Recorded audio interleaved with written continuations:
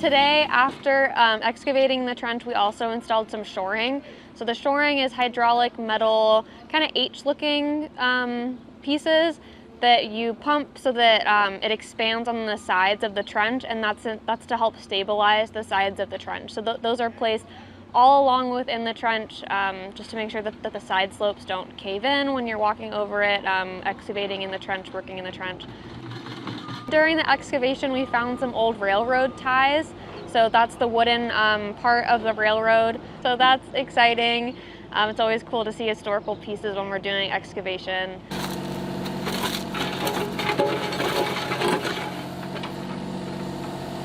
Those should run along the side of the trench by the State Historic Park, we're thinking.